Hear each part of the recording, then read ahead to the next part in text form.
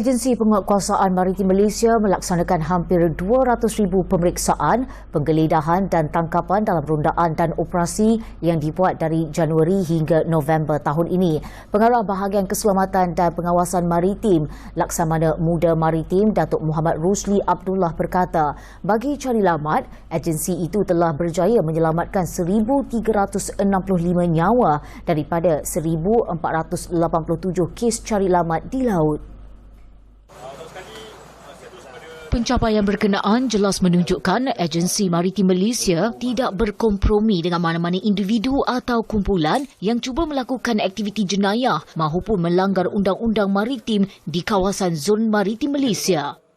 Kita telah mengolah satu kaedah supaya setiap aset kita apabila beroperasi di laut dia perlu memenuhi sasaran pertama sekali dalam aspek pemeriksaan. Kita juga perlu melakukan penggeledahan ke atas sasaran curiga misalnya, dan selain daripada itu aspek tangkapan dan pendakwaan juga adalah satu statistik penting yang kita perlu ada. Menurutnya, bagi mencapai kejayaan berkenaan, Penguatkuasa Maritim Malaysia perlu terlatih dan berkepakaran agar tugasan yang diberikan berjaya dilaksanakan tanpa sebarang insiden atau kecederaan berlaku kepada mereka. Datuk Rosli juga mengakui usaha serta kejayaan yang dicapai Maritim Malaysia tidak akan diketahui atau dirasai oleh masyarakat sekiranya ia tidak disiarkan oleh pihak agensi media melalui saluran berita. Kerjasama erat bersama pihak media juga penting dalam menyiarkan peranan dan kejayaan Maritim Malaysia sekaligus memberi keyakinan kepada masyarakat tentang keselamatan dan kesejahteraan zon maritim Malaysia.